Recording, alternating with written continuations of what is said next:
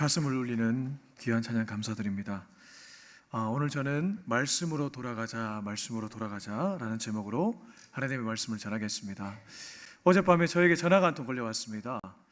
여러분이 잘 알고 있는 박종훈 목사님 전화였습니다. 전화를 받으니까 목사님, 제가 지방으로 장례를 가야 되니까 설교를 좀 대신 해줘야 되겠다.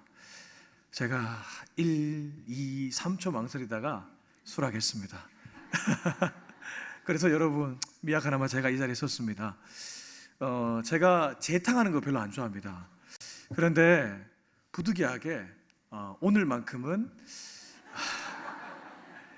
지난 새벽 때 제가 나누었던 말씀 가지고 좀 나누도록 하겠습니다. 근데 누가 그러더라고요. 차도 두 번째 따를 때 맛있다 하더라고요. 차도 재탕이 또 좋을 수도 있습니다.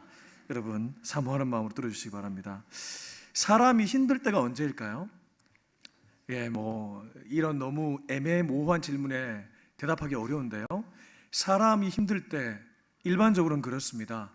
정신적으로, 육체적으로 굉장히 큰 스트레스를 경험할 때 힘들다는 얘기를 많이 합니다. 육체적인 질병이 아주 무거운 질병을 겪고 있거나 혹은 정신적으로 관계에서 어려움을 겪고 있어서 극심한 스트레스에 놓여 있을 때 힘들다는 얘기를 합니다. 그런데 여러분, 이런 경우도 힘들 수 있습니다. 내가 어떤 목표한 바가 있었는데 그 목표 자체가 무의미해졌을 때, 무슨 말이냐면 비전과 꿈을 완전히 상실해 버렸을 때에 사람이 힘들 수 있습니다. 왜냐하면 이제 그때부터는 내가 뭘 해야 될까? 내가 어떻게 살아가야 될까? 라는 무기력이 그 사람에게 찾아오기 때문입니다. 제가 오늘 이 말씀을 드리는 이유는 오늘 본문이 아주 그런 상황과 밀접한 관련이 있기 때문입니다. 여러분, 학개서는 성경에서 학개 스가랴와 맞물려 있는 성경이 있습니다. 보통 모세오경, 특별히 출애굽기가 레위기, 신명기, 민수기와 맞물려 있다면 또 열왕기 상하와 이사야, 예레미야 이런 선지서와 맞물려 있다면 오늘 학개, 그리고 그 다음에 나오는 스가랴는 에스라, 느헤미야라는 이 성경하고 좀 물려 있습니다. 달리 표현하면 학개의 이 학개 선지자가 활약했던 그 때가 언제였냐 하면 바벨론 포로 이후입니다. 여러분, 혹시 바벨론 포로 시기를 아시나요? 바벨론 포로라는 것은 이스라엘이 BC 586년경에 유다가 바벨론이라는 나라에 의해서 멸망하게 됩니다. 그런데 이때 멸망할 때에 예루살렘 성이 완전히 불타버렸습니다. 그리고 예루살렘에 거주하고 있었던 유다 백성들을 바벨론으로 끌고 갑니다. 그것이 바로 바벨론 포로죠. 그때부터 바벨론 포로로 끌려간 유다 백성들은 노예 같은 생활을 보내야 했습니다.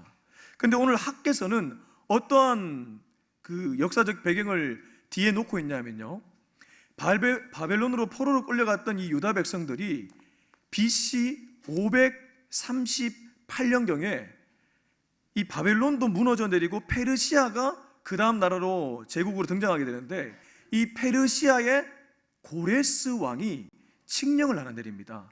그 칙령이 바벨론 때 포로로 끌려왔던 유다 백성들을 다시금 자신들의 고향으로 보내주는 것입니다. 그게 고레스 칙령입니다. 그러니까 지금 이 학개서는 그때를 배경으로 하고 있다는 것이죠. 근데 오늘 여러분 본문을 한번 보실까요? 1절을 한번 보세요. 1절에 구체적으로 학개가 활약했던 정확한 시기가 나옵니다. 우리 1장 1절 앞부분만 우리 같이 한번 읽었으면 좋겠습니다. 다 같이 시작. 다리오 왕 제2년 6째 달 곧 그 달 초하루에, 거기까지 읽겠습니다. 고레스가 페르시아 제국의 원년 왕이었다면 그 다음 왕이 고레스의 아들이었던 캔비스였습니다. 그런데 캔비스는 반란군에 의해서 죽게 됩니다. 캔비스의 충직한 부하가 있었습니다. 그 사람의 이름이 오늘 등장하는 다리오입니다. 다른 말로 다리우스입니다. 이 다리오 왕이 3대 왕으로 등극합니다. 그런데 여러분, 아까 제가 고레스 칙령이 몇 년이라고 했습니까?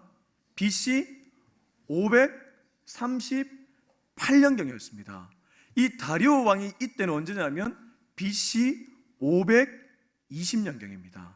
그러니까 지금 칙령이 내린 후에 약 20년 가까이, 18년, 정확하게 하면 18년인데 20년 가까운 세월이 흘렀습니다. 이 얘기를 제가 서두에 왜 말씀드리냐면요, 하나님이 고레스 왕을 통해서 유다 백성들을 다시금 자신들의 고향으로 보내줬습니다. 근데 유다 백성들을 보내준 후에 하나님이 명령하신 것이 하나 있었습니다. 너희들은 가서 너희들의 심장이라고 할 수 있는 불타버린 예루살렘 성을 다시금 재건해라는 메시지를 던졌습니다. 근데 문제는 이들이 처음에는 성전 건축을 하려고 했는데 어떤 문제에 봉착하게 되니까 그 성전 건축을 더 이상 하지 않고 완전히 매너리즘에 빠져버리게 됩니다. 그래서 18년 동안 성전 건축의 사명을 잊게 되었다는 것이죠. 자, 우리 에스라서 4장 4절과 5절 말씀 보겠습니다. 자, 에스라서는 학개서보다 좀 앞에 있습니다. 네, 에스라, 네, 느헤미야 앞에 에스라 4장 4절과 5절입니다. 우리 에스라 4장 4절과 5절을 같이 한 목소리 읽도록 하겠습니다. 시작. 이로부터 그 땅 백성이 아직 덜 찾으셨습니까? 네.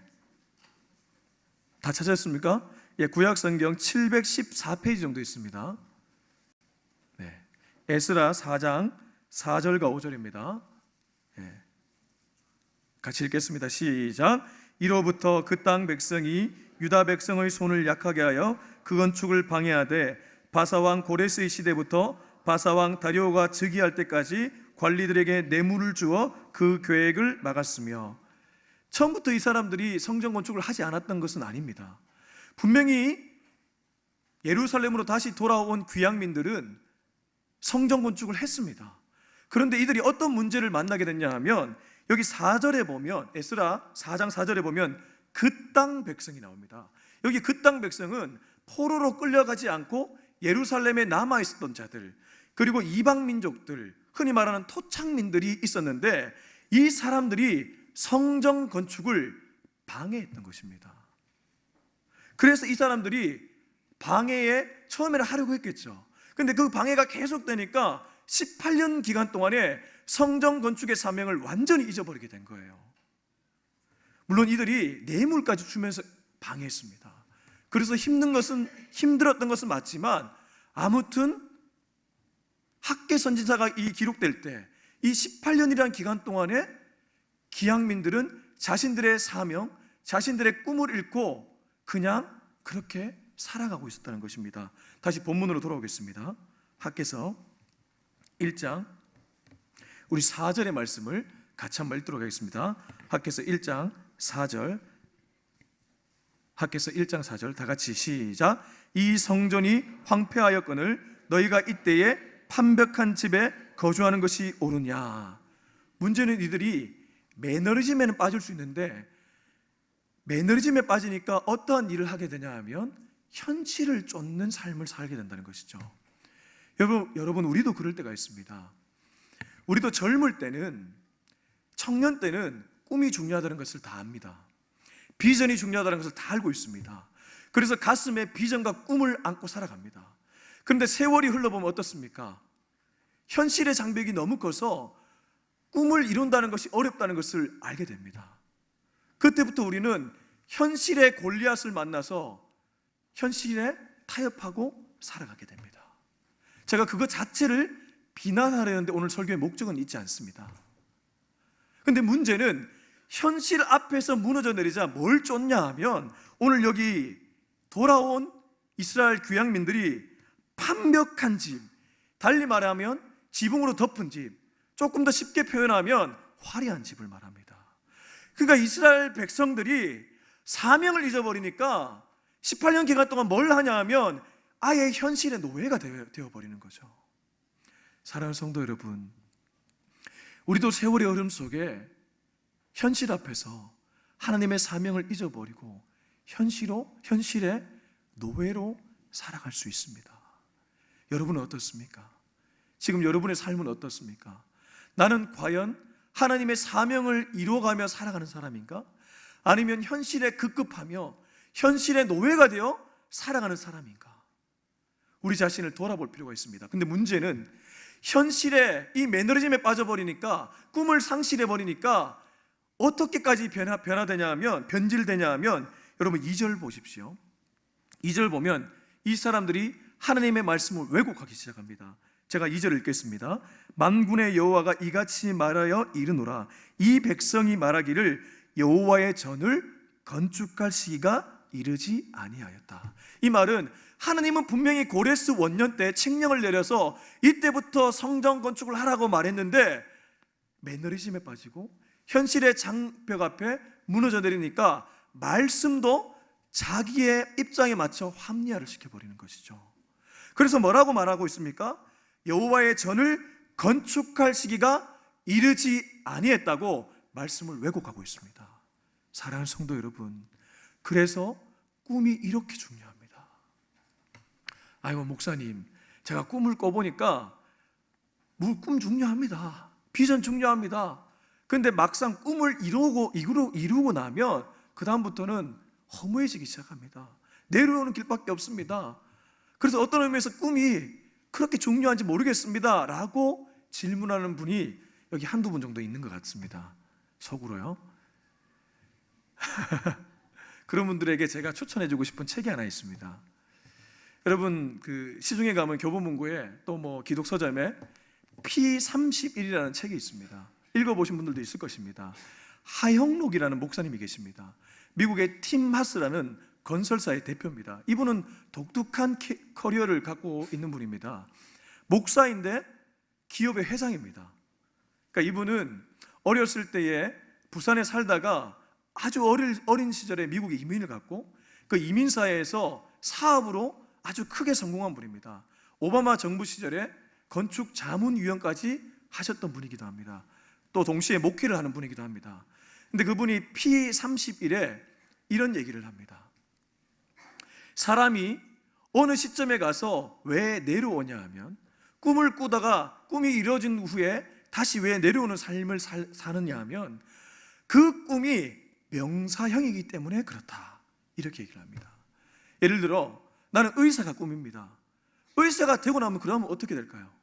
더 이상 할 게 없습니다. 의사가 꿈이었기 때문에 꿈을 이뤘지 않습니까? 나는 지휘자가 꿈입니다. 우리 김민석 지휘자님도 계시는데 지휘자가 된 후에는 할 게 없습니다. 물론 이제 직업적으로 계속 하겠죠. 그래서 이분이 강조하는 꿈은 동사형이 되어야 된다고 얘기를 합니다. 무슨 말이냐 하면 그분이 베드로 삶을 통해서 깨닫게 되는데 예수님이 그저 물에서 그물을 던지는 베드로에게 찾아오셔서 괜찮습니다. 어떤 사명을 주냐 하면 너는 이제 사람을 낚는 어부가 될 것이라고 얘기합니다. 어부는 원래 베드로의 직업이었습니다. 그런데 여기서 주님이 베드로에게 어떤 사명을 주냐 하면 너는 사람을 낚아채는 이 낚는 사명을 주신 것입니다. 이때부터 베드로는 어부가 자신의 꿈이 아니라 낚는 것이 자신의 꿈이 된 것입니다. 할렐루야. 사랑하는 성도 여러분, 우리가 만약에 하나님 앞에서 동사형의 꿈을 갖고 살아가면 나이를 막론하고 우리는 평생 꿈을 간직한 채 살아갈 수 있습니다. 모세를 보면 알 수 있습니다. 여러분 모세의 이름이 무엇입니까? 모세의 이름이 건전함입니다. 그런데 모세는 하나님이 80세에 떨기나무 아래서 불렀습니다. 그런데 80세에 이 나이든 어른이 뭘 할까요? 근데 하나님은 나이를 보시지 않았습니다. 모세의 이름에 담긴 뜻, 건전함, 너를 통하여서 이스라엘 백성들을 건져내겠다. 그래서 모세는 80이었지만 건전함이라는 이 한 구절의 사명을, 하나님이 주신 이 사명을 붙들고 살아갔기에 그를 통해서 이스라엘 백성들이 구원받은 줄로 믿습니다. 사랑하는 성도 여러분, 오늘 우리는 학개서 1장에 서 있습니다. 하나님이 우리에게도 동일한 메시지를 던지고 있습니다. 너 꿈 잃고 살아가고 있지는 않느냐? 너 현실에 너무 큰 무게 아래에 내가 준 사명을 잃고 살아가지는 않느냐? 하나님, 현실이 너무 무겁습니다. 꿈을 꾼들 뭐합니까? 그 꿈을 이룰 수가 없습니다. 나는 여러분 좌절을 가슴 안길에 갖고 살아가고 있습니까? 다시 오늘 말씀으로 돌아오시기 바랍니다. 그럼 어떻게 우리가 동사양의 꿈을 회복할 수 있느냐? 오늘 본문에 비밀이 있습니다. 여러분, 오늘 본문을 다시 한번 보시겠습니다. 1장 1절부터 6절까지 계속해서 나오는 단어가 하나 있습니다. 그것은 말씀입니다. 제가 1장 1절 한번 읽어드리겠습니다. 1장 1절 앞부분을 좀 생략하겠습니다. 여호와의 말씀이 선지자 학개로 말미암아. 그리고 2절입니다. 여호와가 이같이 말하여 이르노라. 3절입니다. 여호와의 말씀이 선지자 학개에게 임하여. 5절입니다. 그러므로 이제 만군의 여호와가 이같이 말하노니. 할렐루야. 여러분, 오늘 본문에서 가장 많이 등장하고 있는 단어는 하나님의 말씀입니다. 꿈을 해결하는 비결은 여러분 첩경에 없습니다. 하나님의 말씀으로 돌아가는 일 외에는 달리 왕도가 없습니다.